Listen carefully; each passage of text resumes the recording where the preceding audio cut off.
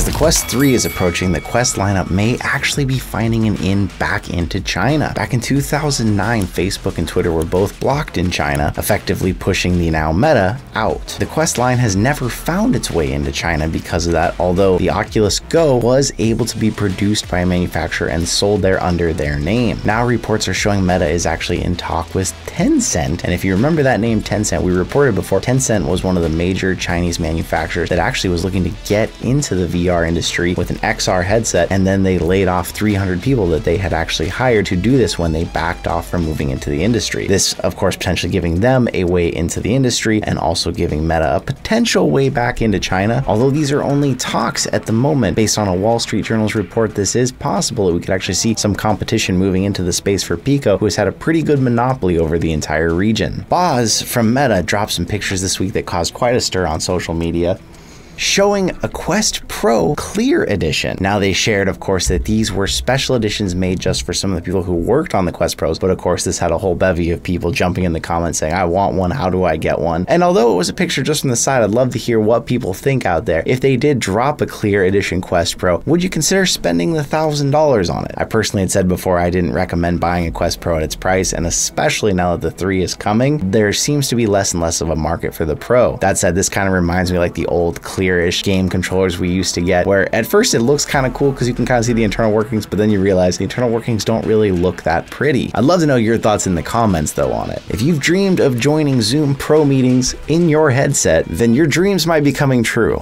although you might want to find new dreams. Now through Horizon Workrooms, Quest users can actually join Zoom Pro meetings. This would allow people who are participating in a meeting on Zoom to see all of your virtual avatars in Horizon Workrooms, then working with them, and the people in Horizon could actually see their keyboard and mouse. For anyone who's actually interested, I'll leave a link to the guide in the description in case you actually do want to set something like this up for your company. It's an interesting case use to me, but what do you think? Do you think this is something anyone's going to be using? Are we already so ingrained in how Zoom works that it would be harder to make a change like this? I'd love to know in the comments. John Carmack, the former CTO at Meta, actually got to try the new big screen Beyond headset that we've been telling you about for some time now, and he has some thoughts. Through a whole string of tweets, he said basically, it feels like a prop for a futuristic movie, but it works already. He really liked the custom printed facial interface that you get by scanning your face with a 3D sensor on an iPhone, but he did mention that these interfaces have no breathing capability, so it's really not something well suited for any type of fitness. John Carmack is a glasses wearer and said that the prescription lens insert snap of magnets and work well. He of course missed having the integrated audio, although we know the big screen Beyond will have an audio strap you can purchase separately later. John Carmack, of course, still being a big fan of wireless VR, said he personally wouldn't recommend a PCVR setup for people because of the freedom of wireless, but that if you were considering it, the big screen Beyond should be in the mix of the ones you're considering. He did refer people over to Adam Savage's tested review of the big screen Beyond headset if you want to learn more. As someone who's personally held one of these, I haven't gotten to try it actually working yet, but even holding one, it is shocking how small it is, and it excites me for the future of lighter, slimmer VR headsets. If you thought $3,500 for the Apple Vision Pro was a lot of money, how about a $40,000 special edition? Caviar is already a maker of extremely luxury, if even realistic to anyone, accessories, and they are planning to make a $40,000 Apple Vision Pro with fancy leathers for the head strap, the face pad, and of course 18 karat gold cover that goes on it. Although we don't really know if a cover for the front of the Apple Vision Pro is something that wouldn't get in the way of it. This would obviously be so you could flip it up and people could see whether or not your eyes were showing and seeing them. The company seems to be serious about actually making this, and kind of harkens back to the days of like P. Diddy's gold covered original iPod he made that was a ton of money. Something more that might be displayed as a original piece of tech history rather than something that someone's actually using. I could see one of these landing maybe in a Mr. Beast video or something though. If you're hoping to get your hands on an Apple Vision Pro, it's sounding like it's going to be more and more difficult. We already knew the Apple Vision Pro was launching in early 2024. We already knew it was only coming out in the US. Now reports are coming in that Apple is going to only be selling these themselves, unlike most of their new products that are sold through other retailers also. They're even planning to set up a special Vision Pro section in their stores with demos and fitting tools for anyone who's potentially going to buy this, and those stores may only be launching in major areas, potentially places like New York and Los Angeles. This, of course, would then be set up by appointment only at these stores. That way, the Apple experts can make sure you get the most comfortable head strap and the best experience if you're potentially considering buying one of these. After the initial US rollout, it wouldn't be until later in 2024 before we would start to see it roll out to the UK and Canada, and then potentially Asia and Europe even after that. We'd already reported how there was a smaller amount of production potentially as Sony makes these displays for these headsets and can only produce so many this year. This might be a strategy to help work with a limited supply and really get these things to where they want them the most, get people wanting them before there's any supply to actually spread them out. This dwindles my personal hope that I'll have any shot of getting one of these, but is there anyone out there who is going to fight tooth and nail, fly to LA, or do whatever it takes to get one? Let me know, because I want to come try yours. We had reported to you before that Samsung was working on their own new XR headset. Samsung is not unfamiliar with the space, as they made some of the mixed reality headsets that were actually some of the better ones. Supposedly now they are also reacting to news of the Apple Vision Pro by pulling back their headset and potentially revising it before launching their own in mid to late 2024. Reportedly, this was Samsung desiring to have something that would actually be able to compete with the Apple Vision Pro. With how it already seems the Apple Vision Pro will have a hard time reaching the market, is it possible that Samsung will actually make something to compete and get it on the shelves or available to more people at the same time, or even ahead of some of the Apple rollouts? When it comes to the phone war here in the US, it seems like most people are either Apple or Samsung. It'll be interesting to see if these two can become some of the big competitors in the XR and VR space. If you're one of the few people who got HTC's Vive Cosmos headsets, well, you may have noticed recently that they are quietly pulling the Vive Cosmos from any of the stores here in the US where it was available. The Vive Cosmos originally launched to some less than great publicity. People were not impressed with the tracking for the high price tag that it had. The controllers felt to a lot of people like Quest controller ripoffs, and so it's really no surprise that now the Vive Cosmos is being slowly discontinued and pulled out of retail stores. I haven't personally considered an HTC headset since the original days when the Vive was the only one from them, and it's been interesting to watch them go from one of the biggest names in VR now to where they are still producing some headsets, but it seems like nothing has been that huge successful winner they saw with the original Vive. With all that going on in the VR space, what are you thinking about this week that's going on out there? We've got a lot of big things coming up personally. We're heading a couple places to show off VR, and we'll have more of that coming up for you on the channel, so keep on watching here. But thank you so much for being with us every step of the way. It really means a lot to me, so thank you, and I will see you